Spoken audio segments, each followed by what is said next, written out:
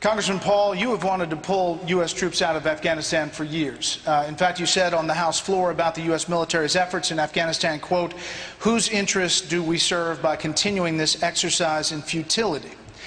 So if President Paul had been running things and troops were already out of Afghanistan, wouldn't that mean that Osama bin Laden would be alive today? Absolutely not. I mean, he wasn't caught in Afghanistan. Nation building in Afghanistan and telling those people how to live and getting involved in running their country hardly had anything to do with finding the information where he was being held in a country that we give billions of dollars of foreign aid to. At the same time, we're bombing that country. So it's the policy that's at fault. No, not having the troops in Afghanistan wouldn't have hurt. But we went to Afghanistan to get him, and he hasn't been there. Now that he's killed, boy, it is a wonderful time for this country now to reassess it and get the troops out of Afghanistan and end that war that hasn't helped us and hasn't helped anybody in the Middle East. Hold the applause. Congressman Paul, you say that we should cut off all foreign aid to the Middle East and, quote, let them take care of themselves. You say the prison at Guantanamo should be closed, that the detainees there have not been given due process. Governor Pawlenty said a couple of months ago that bullies respect strength, not weakness. Is Governor Pawlenty wrong? Well, I think strength is good, but you have to have strength in doing the right things. I think secret military prisons, keeping people there for years and years without due process, is not a characteristic of a republic that believes in freedom. It is just not the process. It's more typical of an authoritarian government to have secret prisons. So therefore, I don't think it serves our purpose. We have tried nearly 300 suspects in civilian courts, and hundreds of them have been convicted and put away. So why are we afraid of openness? Why do we have to move in the direction of giving up the right of habeas corpus, which someday, if we're not careful, will affect American citizens? We should treat people the way we think we might be treated under dire circumstances. And our dire circumstances are moving right along because we may have real trouble in this country and we may be subject to the same type of treatment. So we do not need secret prisons, nor do we need the torture that goes on in these secret military prisons. I want to follow up on... I support enhanced interrogation techniques under limited circumstances. Well, let me ask you all directly. This is going to be another raising of your hands, and you didn't answer this specifically, Congressman Paul. Raise your hand if you would support a resumption of waterboarding under any circumstances. Under certain circumstances or any yes, circumstances? Under certain circumstances. Certain or any? Under any circumstances that you could imagine, not all. Sure, I'll do it. Okay. So just to be clear, the three of you under individual case-by-case basis would support waterboarding. Congressman Paul, you would not. No, I would not. And Governor Johnson, you would not. Anything. Congressman Paul, you have said that medical malpractice awards are creating a crisis in the medical industry, driving doctors out of the business. We also know the CBO has projected that tort reform could save the federal government $54 billion over 10 years. So why are you against federal tort reform? Because the federal government shouldn't be involved. It's a state matter. Tort law is a state matter. And it's a tough vote for me because as a physician, I know doctors are on the receiving end, and it does push up, the cost of medicine.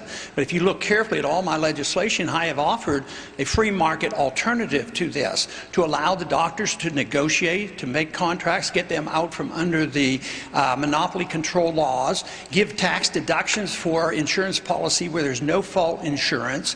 And there is a way in the private market today. We can't contract with our patients for a third-party third-party settlement, and that takes it out of the market, turns it over to the attorneys. If they accept my position on this, a free market approach, and not a nationalized tort law control of this, believe me, we'd put all the trial lawyers out of business, and they wouldn't get most of the money that comes from all these lawsuits when they're suing doctors. Thank you, Congressman.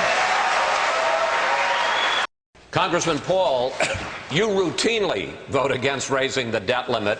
Would you let the country go into default, which all the experts agree will only make continued borrowing even more expensive for the U.S. government? And you want to cut government spending, you say, by 50%, eliminating everything from the Federal Reserve to the Department of Homeland Security. Yeah, under your plan, what would you leave for the federal government to do? Yeah, I'd sort of like to follow the Constitution, and then we wouldn't have these kind of problems.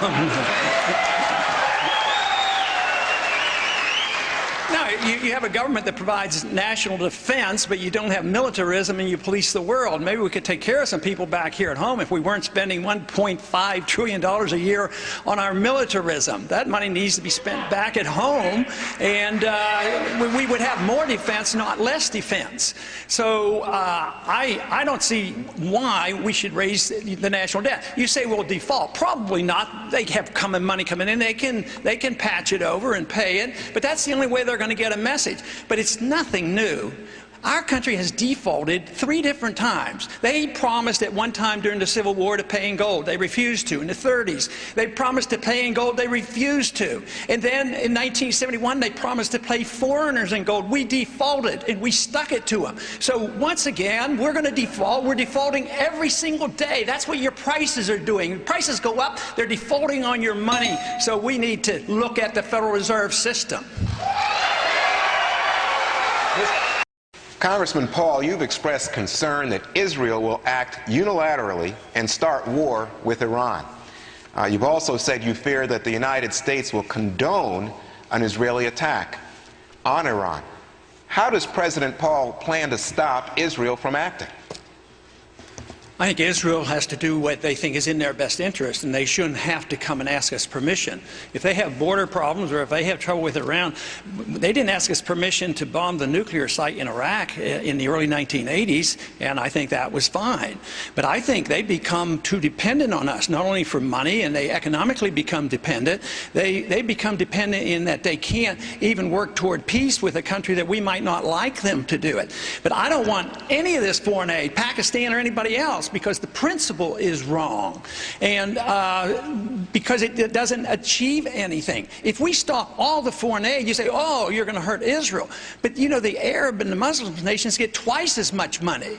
Israel, and there are people in Israel. It's not like 100% of the people in Israel or every Jew in this country believes that we should have the foreign policy that we have. So I think Israel should be in charge of their sovereignty, and we should never intrude on what they do.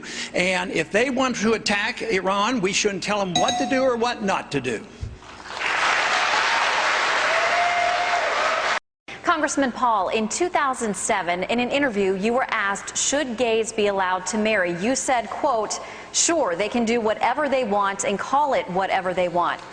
Are you advocating legalizing gay marriage in this country? Well, matter of fact, I spent a whole chapter in a new book I've written on marriage, and I think it's very important, seeing that I've been married for 53, 54 years now. But I think the government should just be out of it. I think it should be done by the church or private contract, and we shouldn't have this argument, who's married and who isn't married. I have my standards, but I shouldn't have to impose my standards on others. Others have standards, and they have no right to impose their marriage standards on me, and I just don't like it. But if we want to have something to say about marriage, it should be at the state level and not at the federal government. Just get the government out of it. It's one area where it's totally unnecessary, and they've caused more trouble than necessary. All right. Given that answer, I have to ask you about your defense of the Defense of Marriage Act, which defines marriage as between one man and one woman. Even just weeks ago, you criticized this administration for its decision to no longer defend it against legal challenges. And the main reason there is the Defense of Marriage Act. And I've been quoted as I voted for it. Of course, I supported it, but I wasn't there. But because that bill actually protects the states. See, I do recognize that the federal government shouldn't tell the states what to do, and the Defense of Marriage Act was really designed to make sure that the states have the privilege of dealing with it, and the federal government can't impose their standards on them. Thank you, sir. Congressman Paul, I have the same question for you, sir. But let me add that Republicans have historically had success when appealing to union voters, blue-collar voters. Do you see danger in the GOP alienating union members? Well, I wouldn't think so, because I think union members believe in the rule of law as well, and you can approach them in other ways. You know, I represented a farm district, and they thought you couldn't be elected if you didn't vote for subsidies, but you reach them in a different manner. But you know, when it comes to jobs, you have to just look where all the jobs are being lost. In Texas, we have a right to work state, and we have no income tax and no corporate tax. Where are the jobs coming from? Union states, because the wages are higher. Sure, they made more money when the jobs were there, but now they don't build automobiles and we don't have steel mills anymore. So no, the union wage is an artificial wage mandated by the government under the National Labor Relations Board. The whole thing is unconstitutional. They shouldn't be telling people where to go. The Interstate Commerce Clause should be there to facilitate and allow people to move their businesses back and forth, and not to inhibit business decisions. Congressman Paul, you say that the federal government should stay out of people's personal habits. You say marijuana, cocaine, even heroin should be legal if states want to permit it. You feel the same about prostitution and gay marriage. Question, sir, why should social conservatives in South Carolina vote for you for president? Well, they will if they understand my defense of liberty is the defense of their right to practice their religion and say their prayers where they want and practice their life. But if you do not protect liberty across the board, it's a First Amendment type issue. We don't have a First Amendment so that we can talk about the weather. We have the First Amendment so we can say very controversial things. So for people to say that, yes, we have our religious beliefs protected, but people who want to follow something else or a controversial religion, you can't do this. If you have the inconsistency, then you're really not defending liberty. But there are strict rules on freedom of choice of this sort, because you can't hurt other people, you can't defame other people. But yes, you have a right to do things that are very controversial. If not, you're going to end up with government that's going to tell us what we can eat and drink and whatever. You know, it's amazing that we want freedom to pick the future, you know, our future in a spiritual way, but not when it comes to our personal habits. But Senator, are you suggesting that heroin and prostitution are an exercise of liberty? Well, you know, I probably never used those words. You put those words someplace. But yes, in essence, if I leave it to the states, it's going to be up to the states. Up until this past century, you know, for over 100 years they were legal. What you're inferring is, you know what? If we legalized heroin tomorrow, everybody's going to use heroin. How many people here would use heroin if it was legal? I bet nobody would put their hand, oh yeah, I need the government to take care of me. I don't want to use heroin, so I need these laws.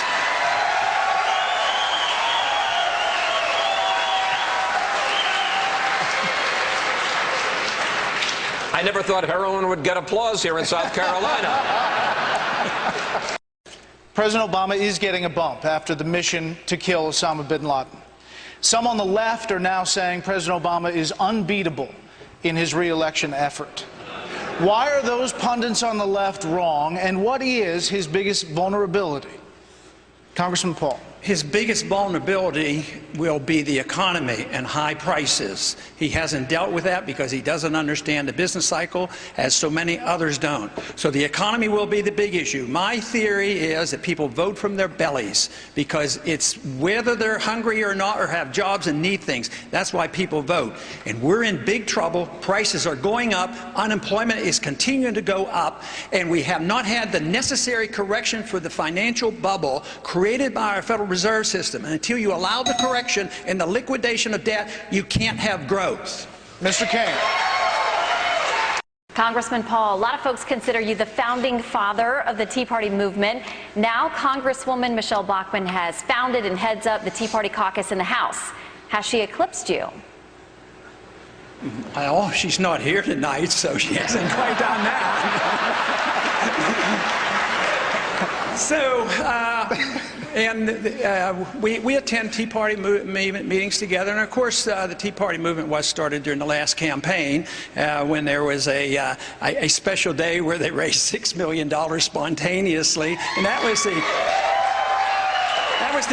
was the beginning of it. But no, I don't feel threatened. Thank you, Congressman.